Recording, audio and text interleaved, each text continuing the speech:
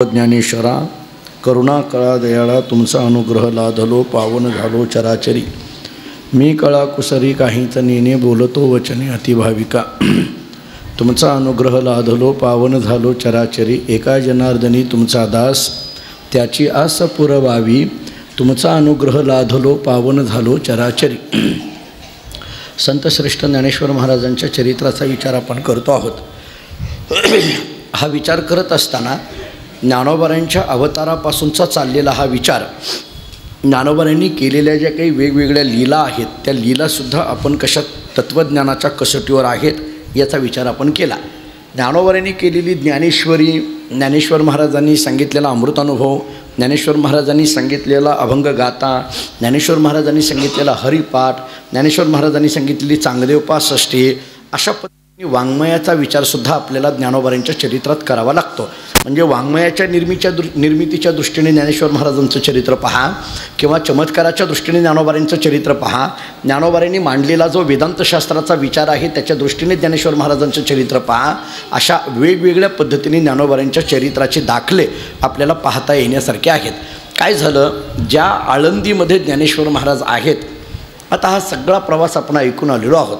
मग ज्ञानोबाराय ज्यावेळेस आळंदीमध्ये येत आहेत आणि आळंदीमधल्या तिथं असणाऱ्या काही कर्मठ असणाऱ्या ब्राह्मण मंडळींनीसुद्धा ज्ञानोबारायांना त्रास द्यायला सुरुवात केली, तेव्हा मात्र ज्ञानोबारायांनी ताटी लावली। याची कारणं आपण काय आहेत ही बघून आलो। सामान्य माणूस ताटी कशा पद्धतीने सामान्य माणसाला लागते याचाही विचार थोडासा आपण केला। ज्ञानोबारायांनी ताटी लावली याचा शब्दाचा अर्थ 2-3 पद्धतीने आपण बघितला की सामान्य माणसाला सुद्धा ताटी लागलेली आहे। ती ताटी आहे अज्ञानाची आणि मग ही ताटी उघडली पाहिजे। आणि मग जर ताटी उघडायची असेल तर मुक्ताबाईचे अभंगच ऐकले पाहिजे, मुक्ताबाईचे अभंगच वाचले पाहिजे। मग आपण मुक्ताबाईच्या अभंगाचा विचारही केला। त्यानंतरचा विचार पाहत असताना आपण विसोबा खेचराची कथा काय आहे ती मांडे भाजण्याचा त्याचाही प्रकार आपण पाहिला। आणि मग अशा पद्धतीने विसोबांना मांडे त्या प्रसाद खात असताना पर सरता हे म्हणत असताना परावाणीच्या पलीकडे जा असाच तो एक उपदेश आहे असं समजून विसोबा एका विशिष्ट अशा ब्राह्मी स्थितीमध्ये पोहोच झाले, हाही विचार आपण ऐकून आलो। आता यानंतर ज्ञानोबारायांचं हे सगळं चरित्र पाहत असताना ज्ञानेश्वर महाराजांच्या चरित्रामध्ये मुक्ताबाईचं एक आढळ अशा पद्धतीचं स्थान आहे। चांगदेवांच्या संबंधाने विचार करत असताना ज्यावेळेस चांगदेवजी समाधीतून बाहेर येतात आणि त्यावेळेस मग तिथं असलेल्या काही शिष्यमंडळींनी मुक्ताबाईचा विचार सांगितला की ही लहान मुलगी काय आहे, कसं आहे। मग त्याच्याकरता चांगदेवांनी पैठणमध्ये तो निरोप पाठवून तिथून माहिती घेतली। सगळी काही माहिती आल्यानंतर मग चांगदेवांना असं वाटायला लागलं की आपण भेटायला गेलं पाहिजे, परंतु भेटायला जायचं म्हटल्यानंतर असं कसं जायचं, मग अगोदर निरोप पाठवा आणि म्हणून पत्र पाठवायचं ठरविलं। आता ते जे पत्र होतं ते कसं पाठवलं शेवटी त्याच्या काही भूमिका काल आपण ऐकल्या आणि सरते शेवटी या प्रमाणावर आपण आलो होतो। तरी ते म्हणती देवा कोरे पत्र पुरे द्यावे अत्यादरे पाठवूनी। काही शिष्यमंडळींनी असं सांगितलं, ठीक आहे कोरं पत्र आता लिहायचं त्याच्यावर नाही ना काही, हे कोरं पत्रसुद्धा पुष्कळ झालं, द्यावे पाठवूनी द्यावे, पण कसं द्यावं, अत्यादरे अत्यंत आदराने हे पत्र पाठवावं। याच्यामध्ये काय आहे, या पत्र पाठविण्याच्या पाठीमागटली भावना अशी आहे चांगदेवांच्या मनामधली की मला ज्ञानोबारायांची भेट घ्यायची आहे, मला ज्ञानेश्वर महाराज आदी करून मुक्ताबाई या सर्वांचं दर्शन घ्यायचं आहे, मला त्यांना भेटायचं आहे, ही त्यांच्या अंतःकरणातली तीव्र तळमळ आहे। या अंगाने थोडंसं या चरित्राकडे बघा। म्हणजे चांगदेवांच्या मनामध्ये ज्ञानोबारायांच्या भेटीबद्दल असलेली जी उत्सुकता आहे, भेटीबद्दल असलेली जी आसक्ती आहे किंवा भेटीबद्दल असलेली जी इच्छा आहे ती फार महत्त्वाची आहे। मुळात आपल्याकडे तत्त्वज्ञानाच्या कसोटीवर विचार करताना आपण असं चिंतन करतो की इच्छा ही माणसाला त्रासदायक असते, इच्छा ही माणसाला दुःखदायक असते। योगवसिष्ठामध्ये असं चिंतन आहे, वसिष्ठांनी प्रभू रामचंद्रांना उपदेश करताना असं सांगितलेलं आहे, इच्छादयो यथा दुःखम इच्छा शांतीर यथा सुखम। जिथं इच्छेची निर्मिती आहे तिथं दुःख आहे आणि जिथं इच्छेची शांती आहे तिथं सुख आहे। सुख आणि दुःखाची व्याख्या योगवसिष्ठांनी अशीच केलेली आहे किंवा सगळ्यांच्या ऐकण्यातलं पाठातलं भागवतातलं वचन सांगून जातो, आशायाम परमम दुःख नैराश्यम परमम सुख। भागवत आम्हाला सांगतं जिथं आशा आहे तिथं दुःख आहे आणि जिथं आशारहितपणा नैराश्य आहे तिथं सुख आहे। जिथं जिथं आशा निर्माण होईल, इच्छा निर्माण होईल, लोभ निर्माण होईल, तिथं तिथं दुःख आहे. आम्हाला भारतीय तत्त्वज्ञान सांगतं, तो आमचा अनुभवही आहे. मग भारतीय तत्त्वज्ञानाने सांगितलेली ही प्रक्रिया किंवा आमचा अनुभवही तेच सांगितला जातोय की इच्छा, आशा, आसक्ती ही त्रासदायक आहे, दुःखदायक आहे. पण श्रीमद भागवतामध्ये एक छान वचन आलं आहे. श्रीमद भागवतामध्ये शुकाचार्यांनी मात्र सांगताना असं सांगितलं आहे, प्रसंगम अजरम पाशम आत्मनः कवयो विदुः स एव साधुषु कृतो मोक्षद्वारमपावृतम. प्रसंगम अजरम पाशम आत्मनः कवयो विदुः. कवयो विदुः विद्वानाने आम्हाला सांगितलं. काय सांगितलं? प्रसंगम अजरम पाशम. अजर या शब्दाचा अर्थ अच्छेद्य. प्रसंग या शब्दाचा अर्थ, प्रसंगम या शब्दाचा अर्थ आसक्ती.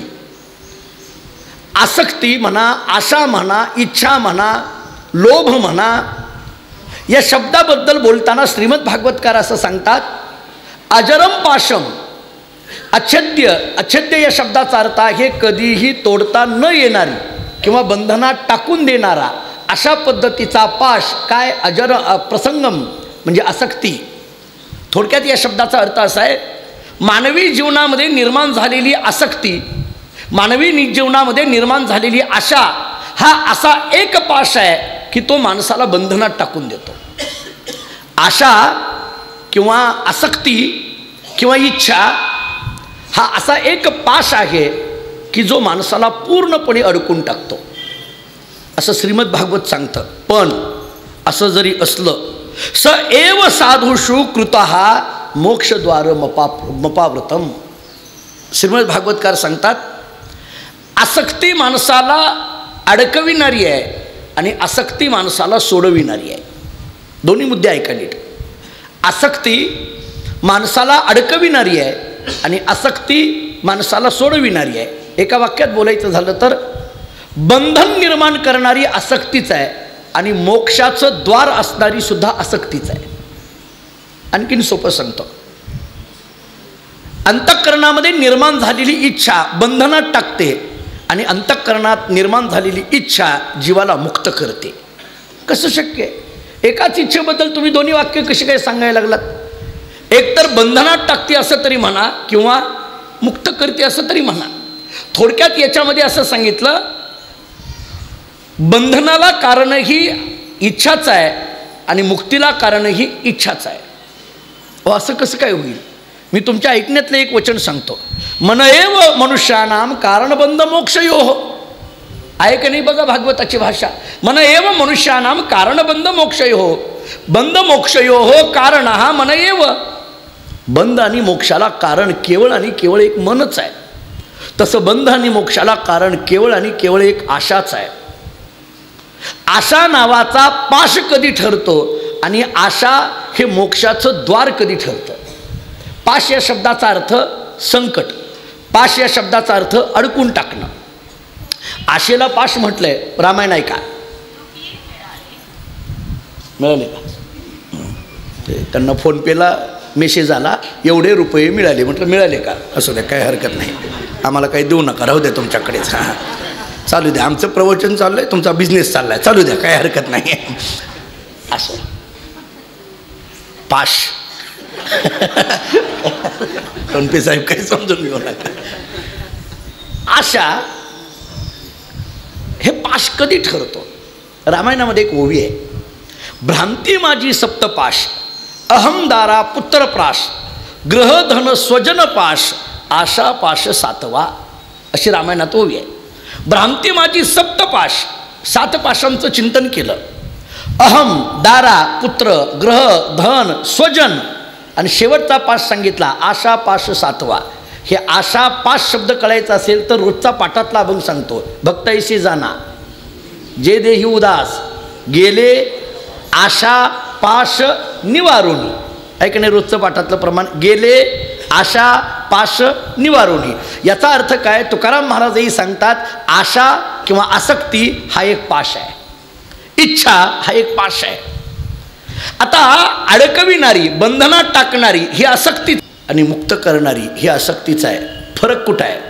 श्रीमद भागवत सांगतं, प्रापंचिक वस्तूची आसक्ती जीवाला बंधनात टाकते आणि साधूच्या संगतीची आसक्ती जीवाला मुक्त करते. जीवाला मुक्त करते. जीवाला मुक्त करणारी ही आसक्तीच आहे आणि जीवाला अडकविणारी ही आसक्तीच आहे. प्रापंचिक वस्तूची आसक्ती जीवाला बंधनात टाकते आणि साधूंच्या संगतीची आसक्ती, आसक्तीच आहे ना ही सुद्धा. साधूच्या संगतीची आशा, साधूच्या संगतीची इच्छा, साधूच्या संगतीची मनामध्ये निर्माण झालेला लोभ, हा तरी काय आहे? हा मोक्षाचं द्वार आहे किंवा मुक्त करणारा आहे. आणि म्हणून संत माणकोजी महाराजांचा एक अभंग नेहमीचा सगळ्यांच्या पाठातला आहे. संता वाचोनिया सुख कोठे नाही, अमृत ज्यांचे पायी नित्य वसे, संताचे संगती होय मोक्षगती, नकोबा संगती दुर्जनांची. हा महाराजांचा अभंग आहे. त्यामुळे संतांची संगती ही मुक्तीला कारण आहे, मोक्षाला कारण आहे. आणि म्हणून संत संगती किंवा संत संगती आसक्ती ही मुक्तीला कारण असल्यामुळे चांगदेवांच्या अंतःकरणामध्ये इच्छा निर्माण झाली की मला ज्ञानोबांची भेट घ्यायची आहे, ज्ञानोबांची संगती हवी आहे. परंतु माझ्याकडं असलेलं मोठेपण मला सामान्य होऊ देत नाही. कारण योगी आहे, 1400 वर्षाची तपश्चर्या आहे, भला मोठाच्या मोठा शिष्य परिवार आहे. आणि मग मी जाईल कसं काय असं म्हटले. मग आता याला व्यवहाराच्या दृष्टीने गेलं पाहिजे, पत्र पाठवावं लागेल. काय लिहावं कळालं नाही म्हणून ते कोरच पत्र, त्याच्यावर काय लिहिलं हे फक्त चांगदेवाला माहिती आहे आणि त्याच्यात काय लिहिलं हे फक्त ज्ञानोबांना माहिती आहे. परंतु आमच्या दृष्टीने मात्र ते कोरं होतं आणि ते कोरपत्र 2 शिष्यांच्या हातामध्ये दिलं. ते कोरपत्र घेऊन ते 2 शिष्य त्यांचे आळंदीला आले.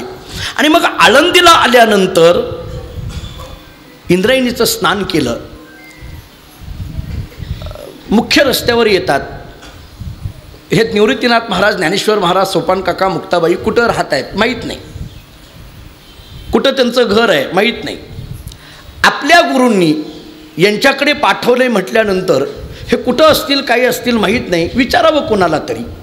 आणि म्हणून तिथं एक लहान लहान 2-4 मुलं खेळत होती. त्या 2-4 मुलं खेळणाऱ्या मुलाकडे हे 2 शिष्य गेले आणि त्यांना म्हणायला लागले, अरे बाळानो, इथं निवृत्ती, ज्ञानेश्वर, सोपान काका, मुक्ता हे महाराज कुठं राहतात, ह्यांची घरं कुठं आहेत, यांचा मठ कुठं आहे, असं म्हटल्याबरोबर ती जी लहान मुलं आहेत त्या लहान मुलांनी त्या 2 शिष्यांकडे पाहिलं आणि मोठ्याने बोलायला सुरुवात केली. अर्भकाच्या परी नामे उच्चारुनी पुसता महामुनी सिद्धराया. ती जी लहान लहान मुलं होती आळंदीतली, त्या लहान लहान मुलांनी त्या 2 आलेल्या शिष्यांना सांगितलं, अरे तुम्हाला काही कळतंय का? तुम्ही कोणाबद्दल विचारता? निवृत्तीनाथ महाराजांबद्दल, ज्ञानेश्वर महाराजांबद्दल, सोपान काका महाराजांबद्दल, मुक्ताबाईंबद्दल तुम्ही विचारताना, त्यांचा मठ कुठे आहे असं विचारताना, पण विचारताना मात्र लहान मुलांची नावं जशी घ्यावी तशी घेता. निवृत्तीचा मठ कुठं आहे, ज्ञानेश्वराचा मठ कुठं आहे, सोपानाचा मठ कुठं आहे, मुक्ताबाईचा मठ कुठं आहे. अर्भकाचे परी नामे उच्चारुनी, अर्भकाचे परी, अर्भक म्हणजे लहान मुलं, लहान मुलाची नावं जशी एकेरी उल्लेख केले जातात, लहान मुलांची नावं एकेरी उल्लेख केले जातात. मोठ्यांची नावं घेताना एकेरी उल्लेख करायचा नसतो, पण लहान मुलांची नावं घेताना आपण घरामध्ये गेल्यानंतर त्यांच्या लहान मुलांची नावं घेताना एकेरी उल्लेख करतो.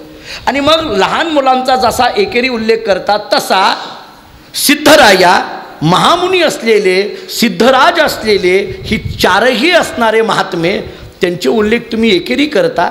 तुम्हाला काही शिकवलंय का नाही? त्या लहान लहान मुलांनी विचारलं, तुम्ही कुठून आला रे? कोणाची परंपरा आहे तुम्हाला? तुम्हाला कोणाचा मंत्र आहे? तुम्हाला बोलायचं सुद्धा नीट कळत नाही. चुका केल्या कोणी? शिष्यांनी, त्यांच्या जवळच्या. बोलणं कोणाला खावा लागले? चांगदेवाला. काही नाही, एवढंच सांगायचं आहे, बाकी काही नाही. बरेच शिष्य माझे इथं आहेत म्हणून सांगितलं, बाकी काही नाही. त्यामुळे फार तुम्ही काय करता त्याचं सगळं माझ्यावर येतं. परवा बोलता बोलता जगदाळे सर मला म्हणले, महाराज मला आता बाहेर चहासुद्धा प्यायची पंचायत आहे. म्हटलं का? काय अडचण काय? नाही म्हटले, सहज जरी एखाद्या हॉटेलवर चहा प्यायला लागलो तर कोणीतरी भेटतं, सर तुम्ही महाराज कुठे आहेत असं विचारतात म्हटले. अशी परिस्थिती आहे.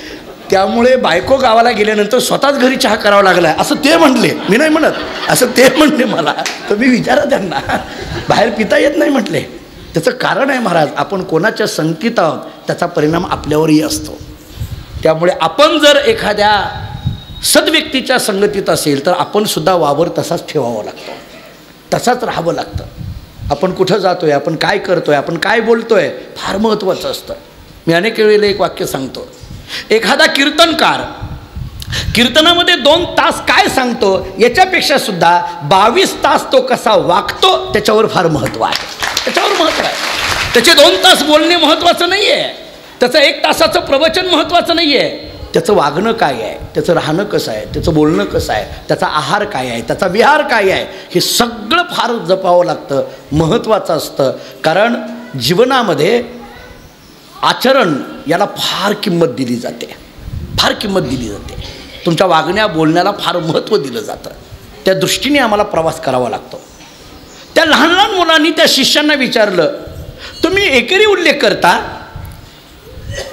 ज्यांना आम्ही दैवत समजतो, कारण आता आळंदीतली परिस्थिती अशी आहे, खाला उनी माथा श्रीमुख पाहती आपुलाल्या जाती कामा लोक.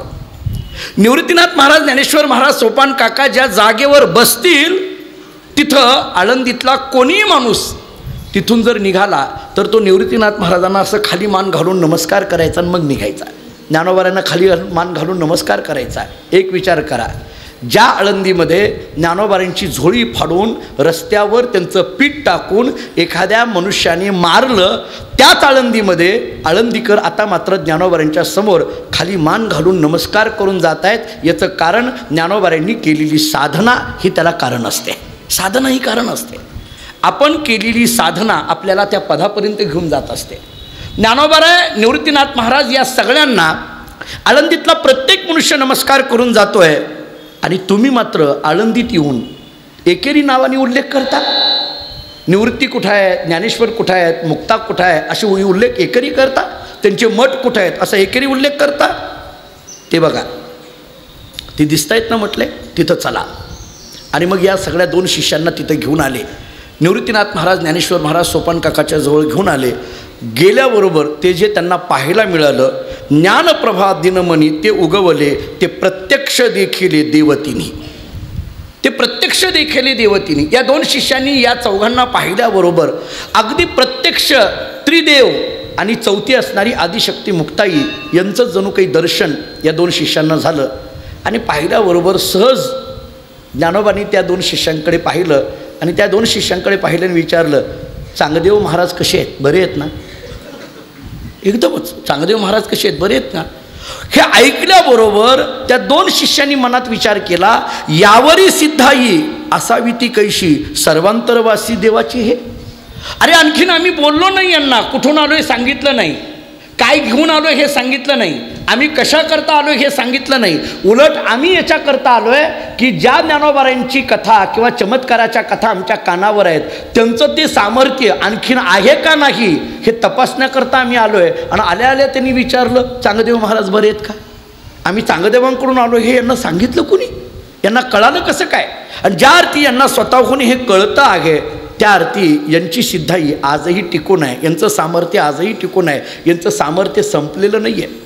जरा पुढं बोलतो, योगाच्या माध्यमातून मिळालेली सिद्धी एखाद्या वेळेस कधी ना कधी संपून जाण्याची शक्यता असते, परंतु भगवत भक्तीच्या माध्यमातून मिळालेली भक्ती नावाची सिद्धी मात्र ती कधीही संपत नसते, ती अविनाशी असते. त्यामुळे योगाचं सामर्थ्य संपेल पण संतांचं सामर्थ्य मात्र या जगातून कधीही संपून जात नाही, कधीच संपून जात नाही. आजही 700 वर्ष झालं तरी ज्ञानेश्वरीच्या रूपाने सामर्थ्य आजही आहे, आजही आहे. आजही त्यांचं सामर्थ्य आमच्या डोळ्यासमोर आहे. आजही जगद्गुरु तुकोबारांचं सामर्थ्य आमच्या डोळ्यासमोर आहे. आजही आम्हाला त्यांच्या प्रचिती येतात, आजही त्यांच्याबद्दल आम्ही नतमस्तक होतोय.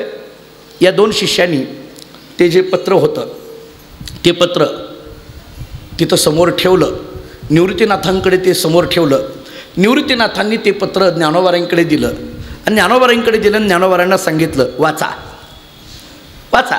ज्ञानोबारांनी ते उघडलं तर ते कसं होतं, कोरं. ज्ञानोबारांनी ते उघडलं, कोरं होतं आणि ज्ञानोबारांनी स्मितहास्य केलं आणि ज्ञानेश्वर महाराजांनी सांगितलं, हे पत्र कोरं आहे म्हटले, मुक्ताईकडे दे म्हटले, मुक्ताईकडे तिला विचार. ज्ञानोबारांनी सांगितलं, मुक्ते बघ बरं तुला लिहिलेलं वाचताय का? तिनं ते बघितलं. 1400 वर्षाची तपश्चर्या केली आणि आणखीन कोराच. आता ती मुक्ताई होती, ती काही असं सहज बोलणारी होती का? ज्ञानोबाराय तर म्हणत होते चांगदेव महाराज. मुक्ताई म्हटली नुसताच चांग आहे पण सगळा कोरा आहे, काहीच नाही म्हटलं याच्याकडे. निवृत्तीनाथ हसायला लागले आणि निवृत्तीनाथांनी काही शब्द ऐका. निळोबारांनी फार गोड वर्णन केलं आहे. निवृत्तीनाथ महाराज सांगायला लागले ज्ञानोबारायांना, मुक्ताबाईंना, हे जे कोरपत्र आहे ना फार महत्त्वाचं आहे म्हटले. कोरे पत्रे बरे निवृत्ती बोलती, पाकाची निष्पत्ती होय तेथे. कोरपत्र फार महत्त्वाचं आहे म्हटले, चांगलं आहे. कोरं चांगलं आहे. का चांगलं आहे? कोरे ते सोवळे, खरकटे ते ओवळे, धुतल्याही जळे शुद्ध नाही. कोरं आहे ना ते सोवळं असतं आणि खरकटं असतं ते ओवळं असतं, ते कितीही धुतलं तरी शुद्ध होत नाही म्हटले. जे कोरं असतं ना ते सोवळं आहे. सोवळ या शब्दाचा अर्थ कोरा असा करा. आता हा कोरा शब्द मी पुढं सांगेन. त्याच्याही पुढं जाऊन सांगतात, कोरे ते निर्मळ स्वीकाराले जाय, अमंगळ राहे खरकटे ते. कोरं हे निर्मळ असतं, कोरं हे सोवळं असतं, कोरं हे पाक निष्पत्ती करता योग्य असतं. पाक निष्पत्ती करता कोरं, कोरं म्हणजे कोरडा शिदा, कोरडा शिदा म्हणत नाही का आपण, ते पाक निष्पत्ती करता योग्य असतं. स्वयंपाक करायचा असेल तर शिदा कसा पाहिजे? कोरडा. कोरडा शिदा दिल्यानंतर मग स्वयंपाक होतो ना. तो जर भिजून घेतला तर त्याचा स्वयंपाक बघा. आता समजा कोरडं आपण दिलं म्हणजे कोरडी कणिक दिली तर ती बाई तिला पाहिजे तशा पद्धतीने चपाती करेल. तिनं जर कणिक तिंबून दिली आणि हिला चपात्या करायला लावल्या तर ही म्हणते तिनं कणिकच नीट तिंबली नाही हो म्हणून झालं नाही नीट, तिनं कोरडं द्यायला पाहिजे होतं मला पेट. आहे की नाही? ते बघा तुम्ही. त्यामुळे तसं नाही चालत. कणिक तिंबणारी वेगळी असली, भाजणारी वेगळी असली, लाटणारी वेगळी असली की त्या चपातीचा आकार वेगळाच असतो.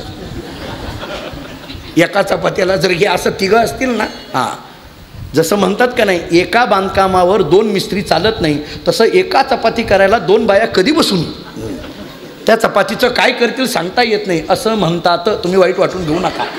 तुम्हाला वाटेल काय महाराज असं आमच्यावरच एवढे हे झालेत. नाही, बघा कोरडं दिलं की त्याचं योग्य करता येतं. ते जर पाणी टाकून दिलेलं असेल तर नाही होत ते, पण कोरडा शिदा पाक निष्पत्ती करता योग्य असतो. कोरं हे पाक निष्पत्ती करता चांगलं आहे, कोरं हे सोवळ आहे, कोरं हे निर्मळ आहे. त्याच्या पुढं सांगतात, कोरिया अक्षर उमटे कसोटी, रद्दी जाय हाटी विकाया. इतका गोड विचार सांगितला. कोरं असेल तर त्याच्यावर लिहायला सोपं जातं, अगोदरच लिहिलेलं असेल तर त्याला रद्दी म्हटलं जातं, कुठंतरी बाजारात टाकून दिलं जातं म्हटले. लिहिलेलं असलं की ते अहो साधी गोष्ट आहे. तुम्ही विचार करा, साधी माणसं इतकं बारीक बघतात. समजा एखाद्या दुकानदाराने पुडी बांधून दिली, कागदाची पुडी बांधून दिली, त्याच्यावर काहीतरी अगोदरच लिहिलेलं आहे. ते कागद आपण काय करतो? चोळामोळा करतो टाकून देतो. आणि समजा दुकानदाराने कोऱ्या कागदाची पुडी बांधून दिली, त्यातला पदार्थ काढतो, ते कागद टाकायला लागल्यावर घरातली बाई म्हणते राहू द्या काहीतरी लिहायला होईल. बरोबर आहे? म्हणजे तो कागद टाकून देऊ वाटत नाही, कोरा कागद टाकून देऊ वाटत नाही, लिहिलेला कागद माणूस टाकून देईल. एक काहीतरी लिहिलंय याची गरज नाही, पण कोरा कागद मात्र टाकून देत नाही. का? कोरिया अक्षर उमटे कसोटी, रद्दी जाय हाटी विकाया. निवृत्तीनाथ महाराज सांगतात हे कोरं आहे ना फार चांगलं आहे. कोरं म्हटलं की निर्मळ आहे, कोरं म्हटलं की सोवळ आहे, कोऱ्यावर अक्षर चांगलं उमटतं. कोरं म्हटलं की पाक निष्पत्ती करता चांगलं आहे. त्यामुळे हे पत्र कोरं आहे याचा अर्थ ते सोवळं आहे. हे पत्र कोवरं आहे याचा अर्थ ते निर्मळ आहे.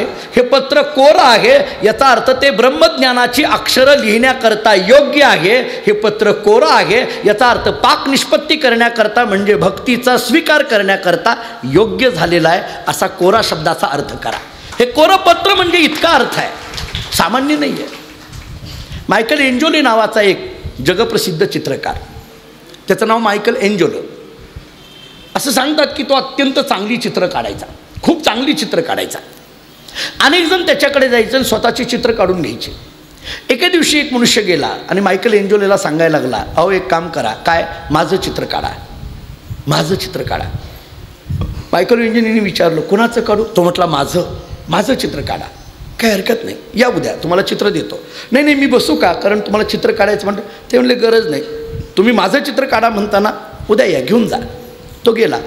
दुसऱ्या दिवशी घरातल्या सगळ्यांना सांगितलं, मायकल एंजेलिनी चित्र काढलं आहे, आता माझं मी घेऊन येतो. घरी गेला मायकल एंजेलिनीच्या, म्हटले माझं चित्र हो काढलं आहे. एका कागदामध्ये अशी गुंडाळी केलेली होती, तो कागद त्याच्या हातामध्ये दिला आणि सांगितलं हे घेऊन जा, तुमचं चित्र आहे. माझं आहे ना? हो हो माझं आहे. घरी गेला, सगळ्या घरातल्यांना सांगितलं, बघा माझा चित्र आणलं आहे, फोटो आणला आहे. स्वतःचा फोटो स्वतः बघायला फार माणसाला मजा वाटते. त्यातल्या त्यात लग्नाचा असेल तर बोलायचंच काम नाही. स्वतःचा फोटो, स्वतःचं चित्र, आणि मग ते माझं चित्र काढलं आहे. आणि मग सगळेजण बसलेले होते. ती चित्राची जी गुंडाळी होती ती उघडली आणि तो जो कागद आहे त्याच्यावर पाहिलं. एकही त्याच्यावर काही चित्र काढलेलं नव्हतं. पूर्ण जो कागद होता तो कोरा होता, पूर्ण कोरा. सगळे हसायला लागले. या माणसाला वाईट वाटायला लागलं. अरे मी जगप्रसिद्ध मायकल एंजेलो नावाचा चित्रकार, त्यांना म्हटलं होतं माझं चित्र काढा आणि त्यांनी कोरं दिलं, माझी चेष्टा केली. घरातलं कुणीतरी म्हटलं बहुतेक चुकून कागद आला असेल, तुमचं चित्र काढलेला कागद घरातच असेल आणि हा कागद कोरा तुमच्याकडे आला असेल, जरा जा तुम्ही त्यांना विचारून या. तो कागद घेतला, परत मायकल एंजेलोकडे गेला. अहो हे कोरच आहे म्हटले, अगदी साधीसुद्धा स्केच, याच्यावर काही रेष नाही, काही नाही, चुकून बहुतेक हे माझ्याकडे आलं आहे, माझं चित्र असलेला कागद द्या. मायकल एंजेलोनी सांगितलं नाही हे तुमचंच चित्र आहे. अहो माझं चित्र कसं काय, याच्यावर काहीच नाही ना. मायकल एंजेलोनी सांगितलं हो ते तुमचंच आहे.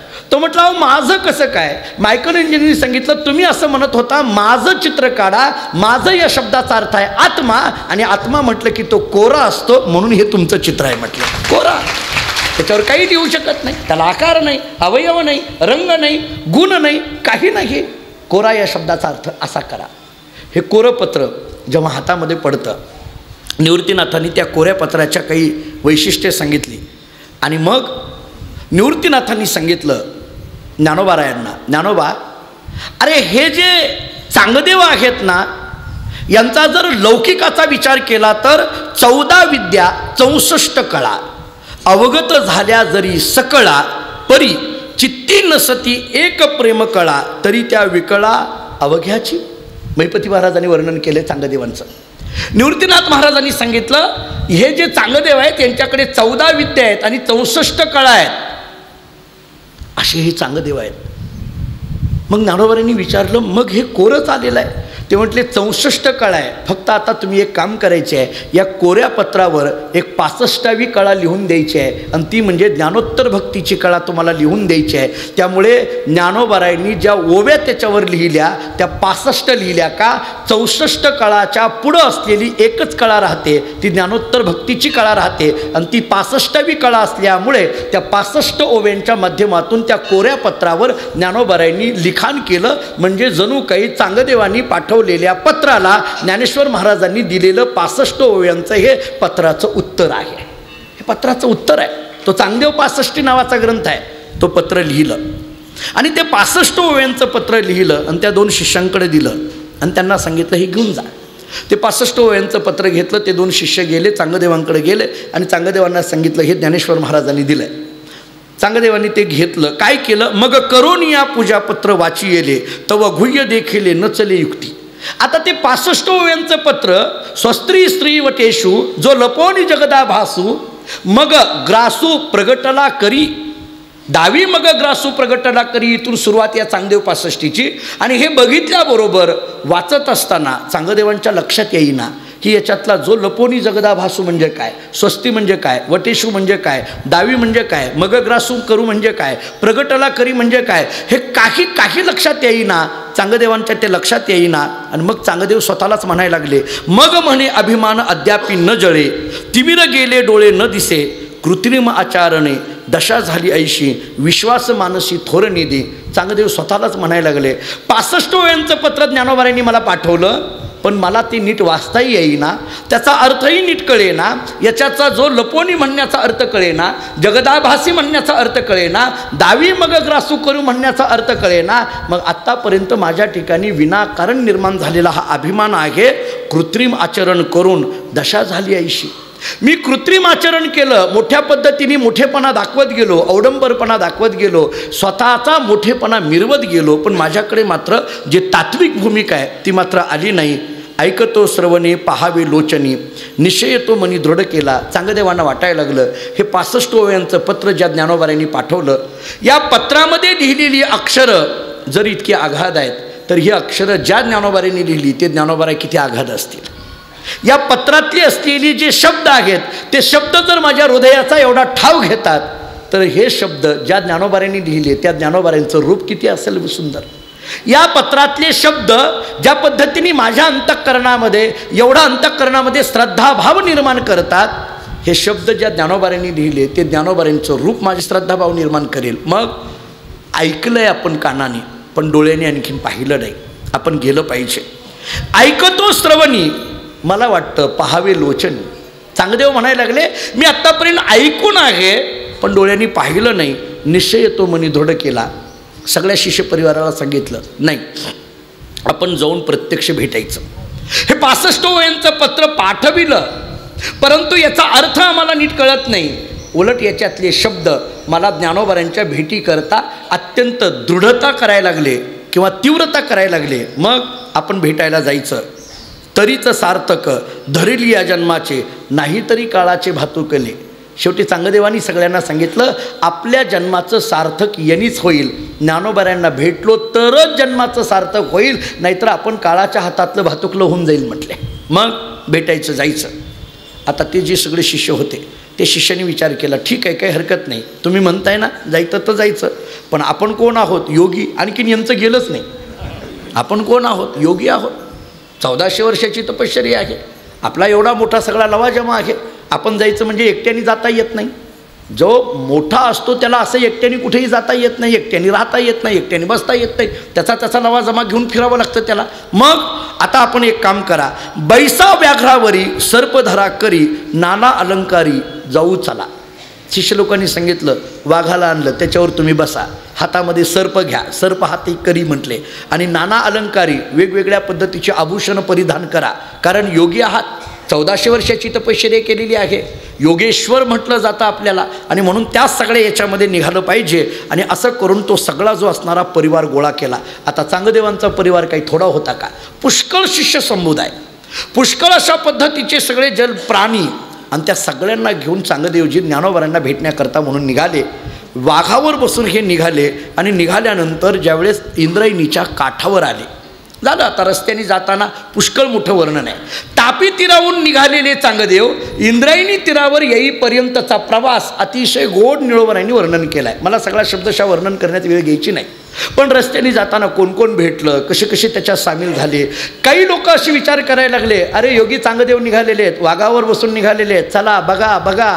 कोणी म्हणायला लागलं हे योगी चांगदेव कोणाला भेटायला निघाले. ज्ञानेश्वर महाराजांना भेटायला निघाले. ज्यांना ज्ञानोबांचं महात्म्य माहीत होतं आणि ज्यांना चांगदेवाचंही महात्म्य माहीत होतं त्या लोकांनी विचार केला एकीकडून चांगदेव आहेत, एकीकडून ज्ञानदेव आहेत, आणि मग या दोघांची भेट होणार म्हटल्यानंतर आपल्याला ते पाहायला किती आनंद मिळेल अशा दृष्टीने चालले.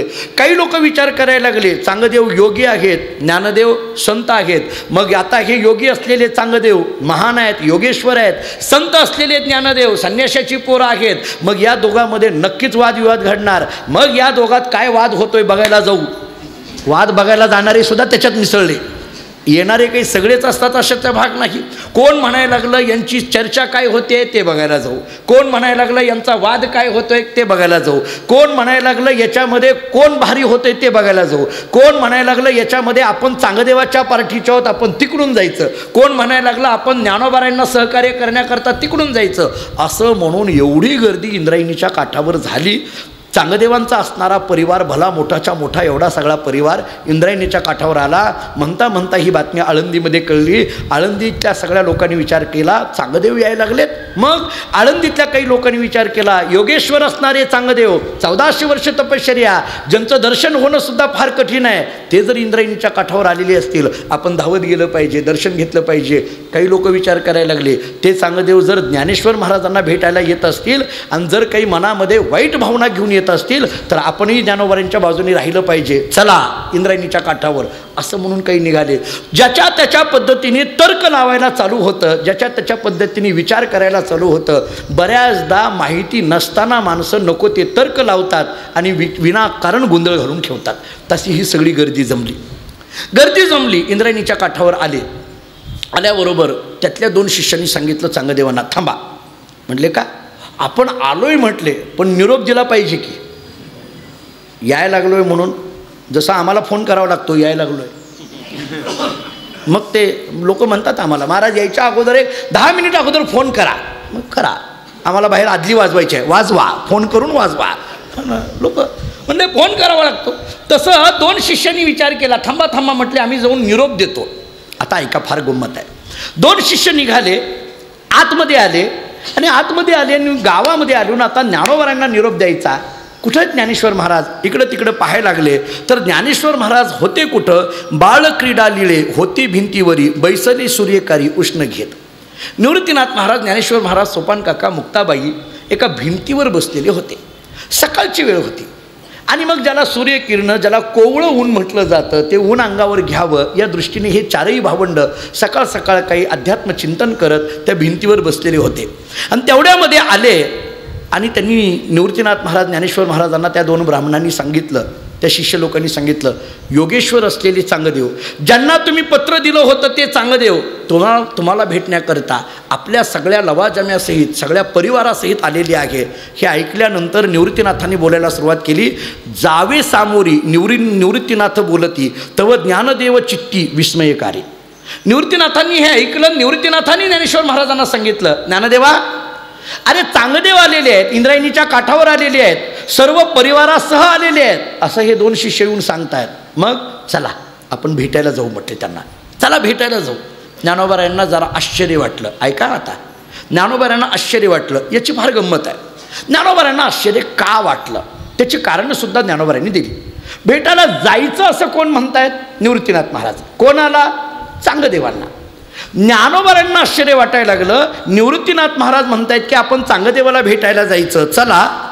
तेव्हा ज्ञानोबारायांनी विचारलं निवृत्तीनाथांना, दादा, सर्वांतरवासी स्वामी सर्वगत नभी नभ सतत जयापुरी. तुम्ही म्हणता चांगदेवाला भेटायला जायचं, भेटायला कुणी जायचं असतं? भेटायला जाण्याकरता 2 लागतील ना, एक निवृत्तीनाथ आणि एक चांगदेव. असे वेगवेगळे जर 2 विचार असतील तर भेटायला जायचं असतं. आकाश आकाशाला भेटायला गेलं, शक्य आहे का? आकाश महाराजांचे शब्द आहेत, नभी नभ महाराजांनीच शब्द वापरले, नभी नभ सतत जयापरी.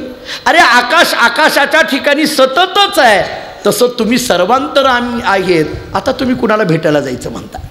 तुम्ही जर सर्वांतरयामी आहात, सगळीकडेच तुम्ही आहात, तुम्ही नाही अशी जागा नाही, तर भेटायला जायचं कुठं? मी अनेकदा दृष्टांत देत आलेलो आहे, ज्ञानोबारायांनी दिलेला आहे. घटाचे नाशी गगनी गगन प्रवेशे जैसे. बघा तुम्ही, घट आहे, घट म्हणजे मडकं, ते फोडलं.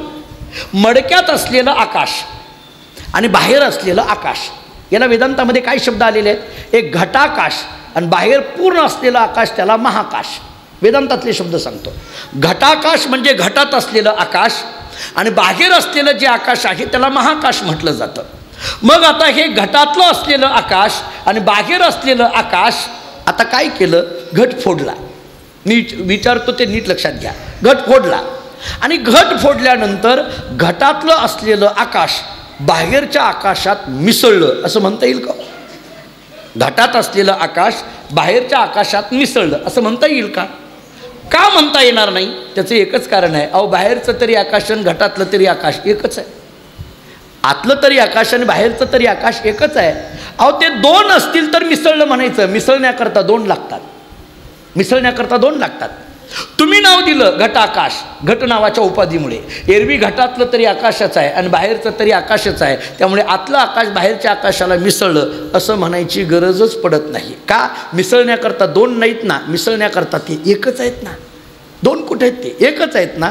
बरं, तसा ज्ञानोबारायांनी निवृत्तीनाथांना प्रश्न केला, दादा, तुम्ही म्हणता चांगदेव आलेले आहेत आणि भेटायला चला. भेटायला जायचं कुणी असतं? 2 असतील तर. पण तुम्ही तर सगळीकडेच आहात, आणखीन तुम्ही कुणाला भेटता? याच्यात ज्ञानोबारायांची निवृत्तीनाथ महाराजांबद्दलची असणारी ब्रह्मस्वरूपाच्या दृष्टीने अपार श्रद्धा किती आहे विचार करा. अमृतानुभवामध्ये एक खोड विचार आलेला आहे, सर्वांतरवासी स्वामी सर्वगत नभी नभ सतत जयापरी. याच्या पुढे एक दृष्टांत दिला ज्ञानोबारायांनी. ज्ञानोबारायांनी आणखीन एक सांगितलं, दादा, सन्मुख विन्मुख सूर्य कोणाकडे आज्ञेचे बागडे नाचवित. सूर्य हा सगळीकडून सारखाच आहे. तो समोरून बघितला काय आणि पाठीमागून बघितला काय, सूर्य सूर्यच आहे. आपण असा बघितला काय सूर्य, पाठीमागून बघितला काय, कोणीकडून जरी बघितला तरी सूर्य सूर्यच आहे ना. सूर्यामध्ये कुठं दोनपणा येतो का? जसा सूर्यामध्ये दोनपणा येत नाही तसं तुमच्यामध्ये दोनपणा नाहीच, तर तुम्ही कुणाला भेटायचं म्हणता? भेटण्याकरता दोघं लागतील. याच्याही पुढं जाऊन पुढं बोलतात, जेथे जावे तेथे भरोनी उरल येते, सर्वांतरी वस्ती तुमची स्वामी.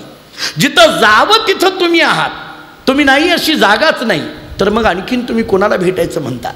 हे जेव्हा ज्ञानोबांच्या मुखातले शब्द सकाळच्या प्रहरी सूर्यकिरणाच्या प्रकाशामध्ये भिंतीवर बसून चाललेली चर्चा निवृत्तीनाथ महाराज ऐकतात, तेव्हा निवृत्तीनाथ महाराजांनी सांगितलं, चांगदेवा तू म्हणतोस ते खरं आहे, म्हणतोस ते खरं आहे, पण इथं काय गंमत आहे सांगू? परी येथे सगुणे सगुणा भेटावे, निर्गुण ते अवघे शून्याकार. तुम्ही विचार करा, म्हणजे असं झालेलं नाही आहे की आले चांगदेव लगेच ज्ञानोबाराय भिंत चालवली गेले भेटले, नाही नाही, त्याच्या आगळं झालं आहे. आम्हाला हे माहीत नाही आहे, हे तत्त्वज्ञान आहे का? म्हणून मी म्हटलं की चरित्र आणि चरित्राच्या पाठीमागटलं तत्त्वज्ञान. निवृत्तीनाथांची किंवा ज्ञानोबारायांची आणि चांगदेवांची जी भेट आहे त्या भेटीबद्दल निवृत्तीनाथ म्हणतात, इथं सगुणे सगुणा भेटावे, निर्गुणी ते अवघे शून्याकार. अरे सगुणाने सगुणाला भेटायचं आहे, निर्गुण निर्गुणाच्या ठिकाणी आहेच आहे.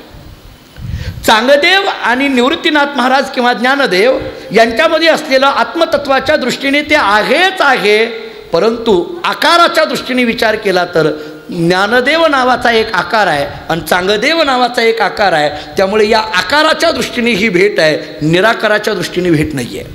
दृष्टी लक्षात घ्या, ही आकाराच्या दृष्टीने भेट आहे. सगुणी सगुणे भेटावे, एवढ्यावरही थांबत नाहीत. निवृत्तीनाथांनी इतका गोड विचार सांगितला, द्वैत योगे घडे निज सुखाची वृद्धी, अभेदी तो सिद्धी आपोआप. थोडं सूक्ष्म आहे का? अभेदाची सिद्धी आपोआप. अभेद आणि भेद याच्यात दोन गोष्टी आहेत. मी आणखीन सोपं सांगतो. भेद म्हणणं वेगळं, अभेद म्हणणं वेगळं आणि कल्पित भेद म्हणणं वेगळं. ऐका, द्वैत अद्वैत आणि कल्पित द्वैत, द्वैत अद्वैत आणि कल्पित द्वैत. आता द्वैत जावं आणि जी स्थिती यावी ती अद्वैताची असते, भेद जावा आणि जी स्थिती यावी ती अभेदाची असते. अभेदाच्या पुढं काहीच नाही, अद्वैताच्या पुढं काहीच नाही असं आम्हाला वेदांतशास्त्र सांगतं. पण अद्वैताच्याही पुढं जी स्थिती आहे ती कल्पित द्वैताची आहे. मी तुम्हाला प्रमाण देतो आणि तुम्हाला कळेल अशी उदाहरणं देतो. तुमच्या रोजच्या पाठातलं प्रमाण आहे बघा, आठवतंय का बघा? नको ब्रह्मज्ञान, आत्मस्थिती भाव, मी भक्त तू देव ऐसे करी. ऐक नाही अभंग घरी गेल्यानंतर गाथा उघडा. नको ब्रह्मज्ञान, तुकाराम महाराज सांगतात, देवा नको ब्रह्मज्ञान, आत्मस्थिती भाव, आमची स्थिती कशी असावी? मी भक्त तू देव ऐसे करी. मी भक्त असावा, तू देव असावा. सर्वम खद्विदम ब्रह्म हे अद्वैताचं चिंतन आहे आणि मी भक्त तू देव हे कल्पित द्वैताचं चिंतन आहे. किंवा तुका प्रेमे नाचे गाय, गानियात विरोणी जाय. ज्ञानस्वरूपता आणि भक्ती याच्यातला फरक बघा. ज्ञानस्वरूपता जी आहे ना याच्यामध्ये सुखाचा अनुभव आहे, पण भक्तीमध्ये मात्र सुखाचा उपभोग आहे. अनुभव वेगळा आणि उपभोग वेगळा. नाही कळालं? आणखीन सांगतो. मला सांगा, साखर मिळण्यात सुख आहे का साखर खाण्यात सुख आहे? हां, आता तरी पटलं का बघा. नाही पटलं दुसरं उदाहरण देतो. गुलाबजामुन मिळण्यात सुख आहे का गुलाबजामुन खाण्यात सुख आहे? कशात सुख आहे? ताटात आणून ठेवलं. आमचे जगदाळे सर फक्त बघत राहतात, का शुगर आहे. आनंद कशात आहे? ताटात बासुंदी येण्यात आनंद नाही, आलेली बासुंदी खाण्यात आनंद आहे. आपल्या ताटामध्ये एखादा पदार्थ आला, पदार्थ मिळणं आणि मिळालेला पदार्थ खाणं याच्यात मिळण्यात आनंद नाही, याच्यात कशात आनंद आहे? खाण्यात आनंद आहे. सगळं मिळालेलं आहे, भरपूर भरपूर समोर ठेवलेलं आहे, पण आपल्याला खायचं नाही. काय बरं वाटेल का? बरं वाटेल? आपल्याला तिथं सगळीकडे दिसायला लागलं, तिथं भली मोठीच्या मोठी आपल्याला ती जिलेबीची पाठी दिसायला लागली, मिळालीच नाही. का उपयोग आहे का? काही काही ठिकाणी गेल्यानंतर दिसतं आपल्याला, मिळत नाही. बऱ्याचदा दिसत असतो. त्या आमच्याकडे जुने कीर्तनकार सांगायचे, काय झालं, एका महाराजांना एका बाईने जेवायला बोलवलं घरी, या या आग्रह केला. ते घरी गेले, बिचारे गेले आणि मग ते सगळं काही सगळं मांडलं, पाट ताट काय ते रांगोळ अमुक तमुक सगळं झालं. सगळे पदार्थ वाढले आणि मग जेवायला सुरुवात केली. इतके चांगले भजे केलेले होते, पण त्या बाईनं वाढलीच नाही. इतके चांगले भजे होते महाराज, त्या भज्याचा वास इतका नाकात गेलेला होता त्या महाराजाच्या, वाढलेच नाहीत त्या महाराजाला भजे. आता महाराजाला प्रश्न पडला, कसं मागावं, भजे द्या. आपण आता महाराजाला फार अवघड असतं. महाराज असं कधीही मागता येत नाही, काही मागता येत नाही. दिल ती आणि दिल त्या पद्धतीने खावं लागतं. त्याचं नाव महाराज. तुम्हाला माहीत नाही, तुम्ही होऊन बघा. उगं बसावं लागतं सगळं, असं बसायचं उगं सगळं. आणि बरं इतकं सगळं होऊन म्हणायचं चांगलं झालं बरं, काही नाही असं म्हणावं लागतं आम्हाला. नाही, खरंच चांगलं करता तुम्ही, नाही असं नाही. पण भजी वाटलेच नाही त्या बाईनं. महाराजाला असं वाटायला लागलं, अरे काय भज्याची ती टोपलं पाटी तर दिसते, नाकात वास चाललेला आहे. त्याला अगोदरच भजी आवडायचे त्या महाराजाला, मला नाही. अहो सुरेश नाना, मागे एकदा मी सहज म्हटलं बासुंदी आवडती, इतकी बायांनी बासुंदी खाऊ घातली. मला डॉक्टरनी सांगितलं गोडच खाऊ नका आता. काय सहज बोललं की लक्ष मनावर घेतात. त्या महाराजाला भजी आवडत होते. कुणीतरी महाराज होते, ते त्यांना आवडत होते. आणि ते भजे तर समोर आहेत, देईना ती बाई तर देईना. बाकीचेच पदार्थ, चपाती वाढते, भात वाढते, वांग्याची भाजी वाढते, गवारी शेंग वाढते, मेथीची भाजी वाढते. काय त्याच येऊन महाराज विचार करायला लागले, काय करावं. महाराज जरा पोहोचलेले होते. महाराजांनी सांगितलं, मावशी सगळं चांगलं चाललंय, जरा उशीरच झाला यायला मला. ती बाई म्हटली, होय हो महाराज, मी केव्हाच वाट बघत होते. कसं काय उशीर झाला? अहो काय सांगायचं, निघालो आणि नेमकं मला रस्त्यात साप आडवा आला म्हटले. ती बाई म्हटली, अरे बापरे, साप आडवा? हो ना. केवढा होता? अहो इथून त्या भजीच्या पाठीपर्यंत होता म्हटलं. भजीच्या पाठीपर्यंत होता म्हटल्याबरोबर ती बाई म्हटली, अहो महाराज भजी वाढायची राहिली. महाराज म्हटले, साप कुठं निघाला होता? भजे महत्वाचे आहे, साप नाही महत्वाचा, भजे महत्वाचे. भजे समोर आहेत, खायलाच मिळाले नाहीत, उपयोग आहे का?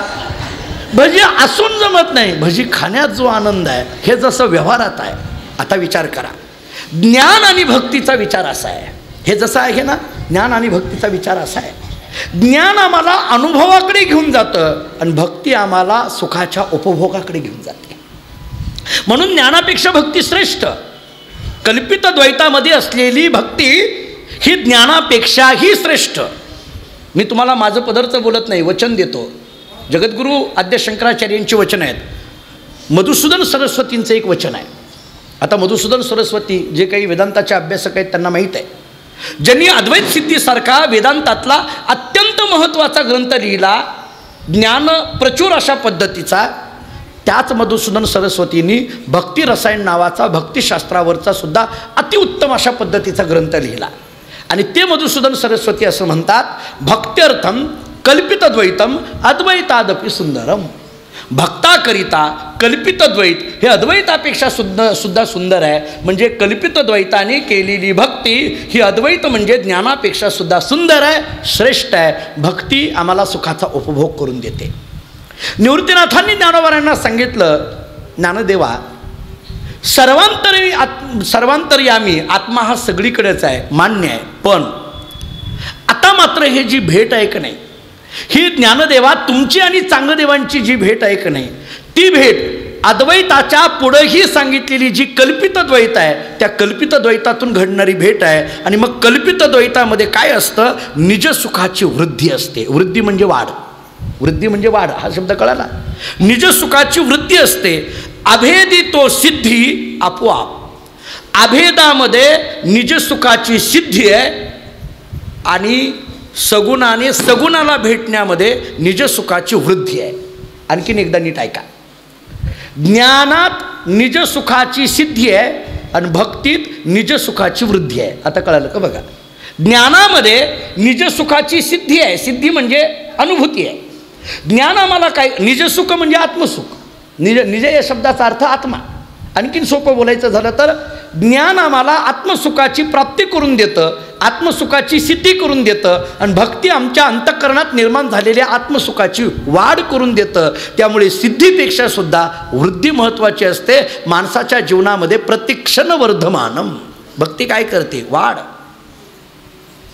विटी ऐसे सुख नो हे भक्ती रस पुढता पुढती आस सेवावी हे प्रतिक्षण वर्धमानम. पुन्हा पुन्हा रसना येरा रसा विटे आणि घेता घोटे अधिक हे, अधिक हे, घेता घोटे अधिक हे. भक्तीमध्ये वाढ आहे.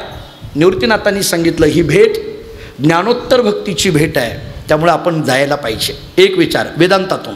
आता दुसरा विचार फार छान सांगितला आहे. निवृत्तीनाथांनी सांगितलं हे जे आहेत ना, ज्यांना भेटायला जायचं ना, ते चांगदेव कोण आहेत, त्या चांगदेवाचं चरित्रच सांगितलं. ते मरुद्गण नावाचे इंद्राचे बंधू आहेत पूर्वीचे. ते कशा पद्धतीने जन्माला आले होते, त्यांच्या ठिकाणी त्यांच्या आईची इच्छा काय होती, आणि ते का म्हणून चांगदेव जन्माला आले, अशा पद्धतीची सगळी कथा सांगितली. आणि सरते शेवटी सांगितलं हे 14 विद्या 64 कला प्राप्त असणारं, 1400 वर्ष तपश्चर्या केलेले, आपल्या सर्व लवाजम्यासहित आलेले हे चांगदेव आहेत. आणि म्हणून जर हे चांगदेव आपल्याला भेटायला आलेले असतील, जर एखादा मनुष्य आपल्याला भेटायला श्रेष्ठ आलेला असेल, तर आपलं काम आहे समोर जावं आणि त्यांना नमस्कार करून आदरातिथ्य करणं. ही भारतीय संस्कृती आहे. निवृत्तीनाथांनी 2 पद्धतीने सांगितलं बघा का भेटायचं. आपलं काय भेटायची गरज आहे, निवृत्तीनाथांनी सांगितलं भेटलंच पाहिजे. किती 2 बंधूंमध्ये चर्चा कशी आहे बघा. निवृत्तीनाथांनी सांगितलं का भेटायचं. एक, ही भेट ज्ञानोत्तर भक्तीची आहे, म्हणजे निजसुखाच्या वृद्धीची भेट आहे.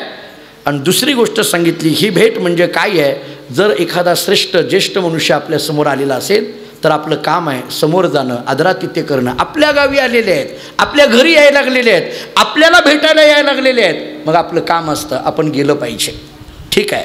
आर्तभूता आले भेटी लवलाही, उचित आहे सामोरे या, असं म्हटल्याबरोबर ज्ञानोबांनी विचार केला. ठीक आहे, आपल्याला दादांनी पटवून दिलं. ठीक आहे, निघायचं ना, हो निघायचं. लवलाही निघायचं आहे, लवकर निघायचं आहे. आलेले आहेत ते, आलेले आहेत, वाट बघत बसा असं म्हणायचं नाही आहे, लवकर निघायचं आहे. ज्ञानोबा आता लवकर गेलं पाहिजे, ताबडतोब गेलं पाहिजे, चला असं म्हटल्याबरोबर ज्ञानोबांनी सांगितलं काय अवघड आहे. म्हणती ज्ञानदेव चालवून प्राज्ञा, भिंतीशी केली आज्ञा. चला म्हणे, भिंतीवर बसलेले होते.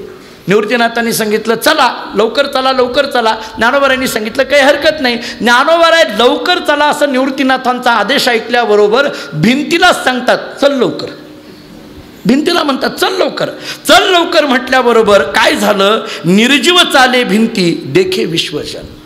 त्या भिंतीला चल म्हटल्याबरोबर निर्जीव असलेली भिंत चालायला लागली. सगळं विश्व किंवा आळंदीतली लोक सगळं ते पाहायला लागली. धावती ब्राह्मण पुढे सांगो. सगळी बाकीची जे 2 शिष्य आले होते ना निरोप घेऊन, त्या 2 शिष्यांनी बघितलं हे 4 जण भिंतीवर बसलेले. त्याच्यात ह्या दोघांची चर्चा ऐकली. ज्ञानोबांनी त्या भिंतीला सांगितलं चल. भिंत चालायला लागल्याबरोबर ते 2 शिष्य म्हटले आपण मागं राहू. ते धावत पुढं पळायला लागले. धावत पुढं पळायला लागले. धावत धावत गेले चांगदेवांच्या जवळ गेले आणि चांगदेवांना सांगायला लागले अहो गुरुजी ते 4 जण यायला लागलेत. चांगदेवांनी सांगितलं येऊ द्या येऊ द्या येऊ द्या येऊ द्या नाही, भिंतीवर यायला लागलेत. ती भिंत चालवली. म्हणल्या हो चालविली जड भिंती, हरली चांग याची भ्रांती, मोक्ष मार्गाचा सांगा ती ज्ञानोबा माझा. नाथ महाराजांनी किती गोड वर्णन केलं.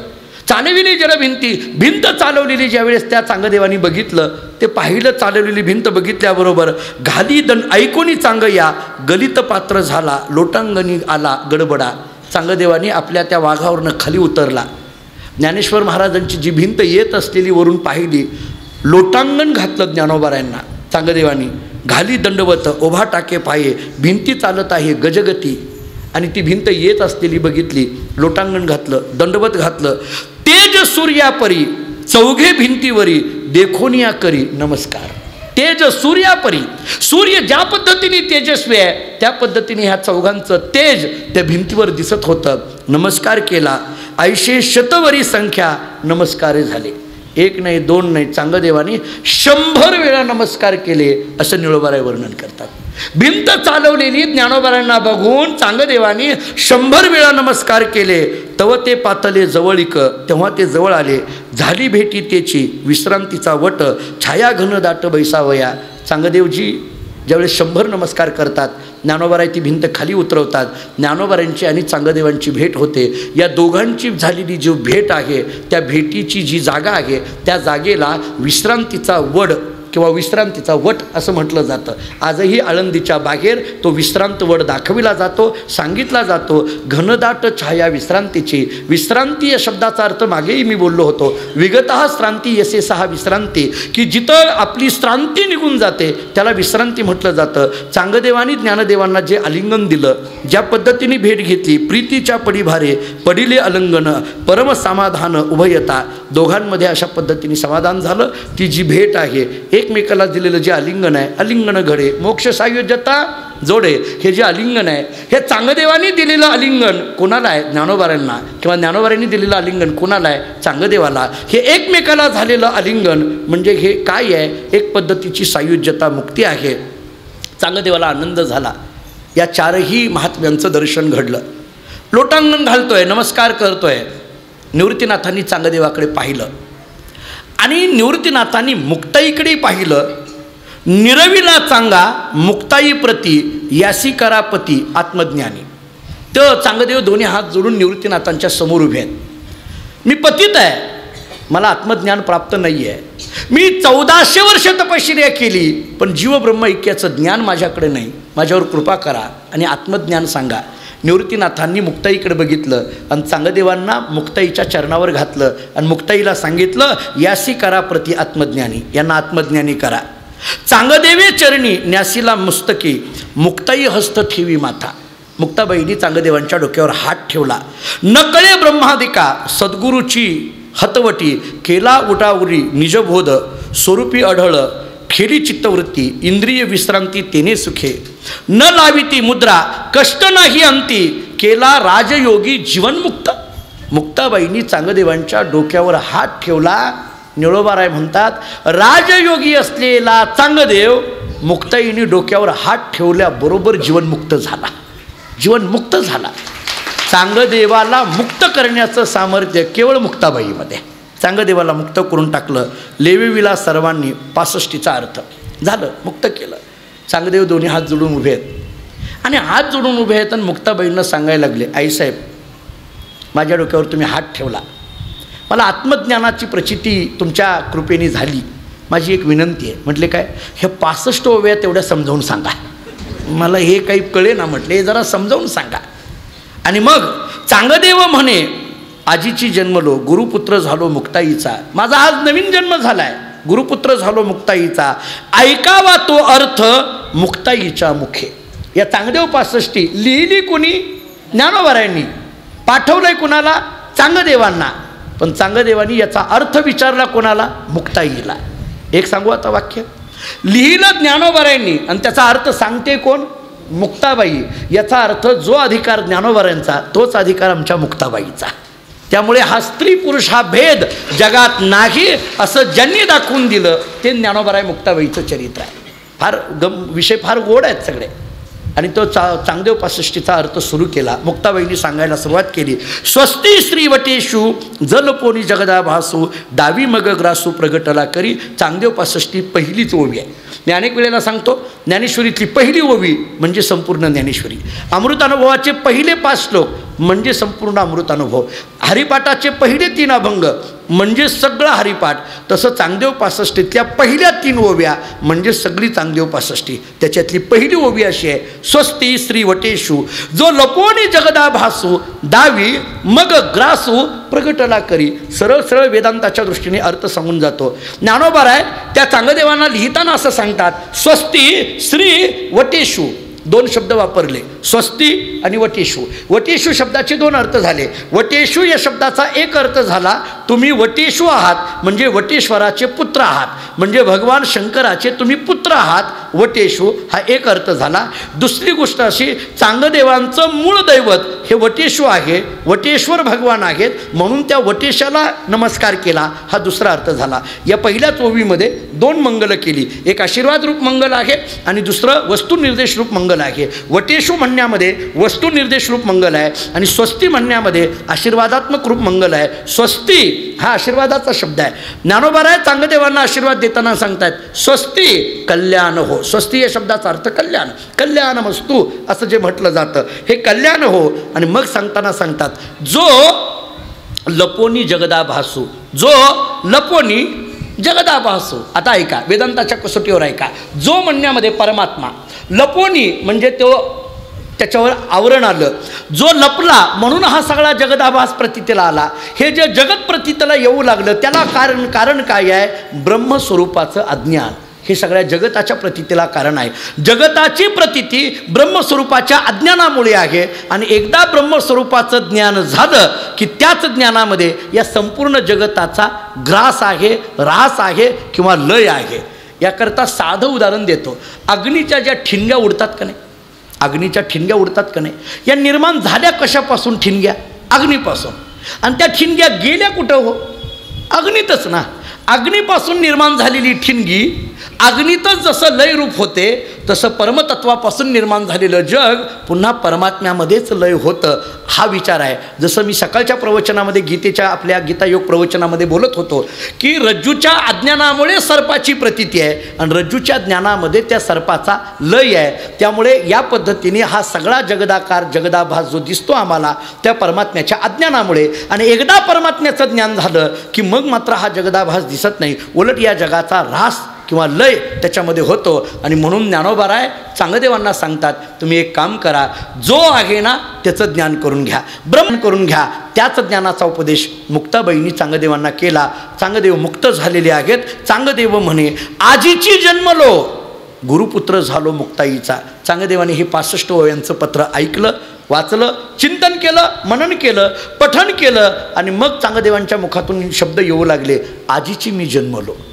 1400 वर्ष तपश्चर्या केलेले चांगदेव म्हणतायत, आज माझा जन्म झाला, आज माझा जन्म झाला. कोणीतरी विचारलं चांगदेवांना, अहो तुमचं वय किती? 1400 वर्षाचं, आणि तुम्ही म्हणता आज माझा जन्म झाला. चांगदेवांनी सांगितलं, ज्या क्षणी गुरुचा उपदेश होतो तोच माणसाचा खरा जन्म असतो. ज्या क्षणी गुरूंचा उपदेश होतो तो माणसाचा खरा जन्म असतो. बाकी जन्म जरा आणखीन पुढं बोलतो, कर्माच्या कसोटीवर जो जन्म आहे तो देहाचा आहे. कर्माच्या कसोटीवर जो जन्म आहे तो देहाचा आहे. पण आत्मज्ञानाच्या कसोटीवर जो जन्म आहे तो खरा जीवाचा आहे. जीवाचा जन्म किंवा जीवनमुक्त होतो तो आत्मज्ञानाच्या कसोटीवर. ज्या क्षणी गुरूंकडून उपदेश होतो तो खरा आपला जन्म असतो. चांगदेवजी सांगतात, आज मी खऱ्या अर्थाने जन्माला आलो. कुणीतरी विचारलं, जन्माला आलात? हो. कुणाच्या पोटी जन्माला आलात? गुरुपुत्र झालो मुक्ताईचा. मी मुक्ताईच्या पोटी जन्माला आलो म्हटले. चांगदेवांनी मुक्ताईला गुरु मानावं, चांगदेवांनी मुक्ताईला आई मानावं, चांगदेवांनी मुक्ताईला वडील मानावं. आई वडील गुरु हे आपले गुरुच असतात. हा एक विचार चांगदेवांनी जगाच्या समोर मांडला. चांगदेव 65 हा ग्रंथ एक त्याचं फार मोठं प्रतीक आहे. त्यामुळे चांगदेव आता मात्र विसोबा ज्ञानोबारांच्या बरोबर आहेत, चांगदेवजी ज्ञानोबारांच्या बरोबर आहेत. म्हणता म्हणता आळंदी आणि परिसरामध्ये सगळीकडे या सगळ्या चर्चा आहेत. गावागावातले लोक विचार करायची, अहो 1400 वर्ष तपश्चर्या केलेले चांगदेव आता ज्ञानोबारांना गुरु म्हणतात, मुक्ताबाईला गुरु म्हणतात. मग गर्दी वाढायला लागली. ज्ञानोबारांच्या सहवासात पुष्कळ गर्दी वाढायला लागली. रोज चिंतन चालू झाली. कधी अमृतानुभव सांगावा, कधी ज्ञानेश्वरी सांगावी, कधी योग वाशिष्ठ सांगावं, कधी चांगदेव 65 समजावून सांगावी, कधी ब्रह्मसूत्र सांगावं, कधी भगवद्गीता सांगावी. हे सगळं चालू होतं. एके दिवशी ज्ञानोबारांच्या मनात आलं, निवृत्तीनाथांना बोलू लागले, दादा मला असं वाटतं आपण पंढरपूरला गेलं पाहिजे. आपली वारी आहे, आपण वारी केली पाहिजे म्हटले. पंढरपूरला गेलं पाहिजे. आपल्या घरात ही जी वारी आली ती काय आज आलेली नाही आहे, हरिहर पंतांपासून आलेली ही वारी आहे. वारीला गेलं पाहिजे, पांडुरंगाचं सगुण रूप पाहिलं पाहिजे. कारण योगी असलेले ज्ञानोबाराय, ज्ञानी असलेले ज्ञानोबाराय, जपी तपी असलेले ज्ञानोबाराय अंतःकरणात निवृत्तीनाथांच्या समोर इच्छा व्यक्त करतात, माझे मनीची आवडी पंढरपुरा नेईन गुडी, पांडुरंगी मन रंगले, गोविंदाचे गुणी वेधिले. माझ्या मनामध्ये आवड काय आहे असं जर विचारत असाल तर मला असं वाटतं की माझे मनीची आवडी पंढरपुरा नेईन गुडी, खांद्यावर पताका घ्यावी आणि पंढरपूरची वारी करावी. कोण म्हणतायत? योगी असलेले ज्ञानोबाराय. अहो लोक फार आता आम्हाला दिंड्या काढणाऱ्यांना माहीत आहे. एखाद्याला म्हटलं का नाही पताका घे, मी काय तुम्हाला झेंडेवाला वाटलो काय आम्हाला म्हणतात. त्यांचं म्हणणं आहे की झेंडेवाला म्हणजे सामान्य. आम्ही असं असतो महाराज, ज्याला काही येत नाही, ज्याला कळत नाही त्याला म्हणतो घी झेंडा, आम्ही म्हणतो. असं आहे का? पताका इतकी सामान्य वाटली आपल्याला. ही पताका म्हणजे ज्याला काही कळत नाही त्यांनी घ्यायची असते, ही पताका ज्याला काही जमत नाही त्यांनी घ्यायची असते, असं वाटतं का? मग ज्ञानोबांचा हा अभंग डोळ्यासमोर घ्या. माझे मनीची आवडी पंढरपुरा नेईन गुढी. ज्ञानोबाराय बोलतात, माझ्या मनामध्ये असं आहे की खांद्यावर पताका घ्यावी आणि पंढरपूरची वारी करावी. पताका घ्यावी, रामकृष्ण हरी म्हणावं आणि पंढरपूरची वारी करावी. निवृत्तीनाथांना आनंद वाटत होता का? ज्ञानाच्या पुढं असणारी जी भक्ती आहे त्या भक्तीचं हे द्योतक आहे. योगी असलेले, जपी असलेले, तपी असलेले, चांगदेवान सारख्यांना सुद्धा उपदेश करणारे असे असणारे ज्ञानेश्वर महाराज सांगतात, माझ्या मनामध्ये आवड आहे की ही पताका घेऊन पंढरपूरची वारी करावी. निवृत्तीनाथांनी सांगितलं काही हरकत नाही, पण आज वेळ झालेली आहे, उद्या वारीला जाऊ म्हटले. आजची वेळ संपली, आज इथंच थांबू. पंढरपूरला गेल्यानंतर काय घडतं?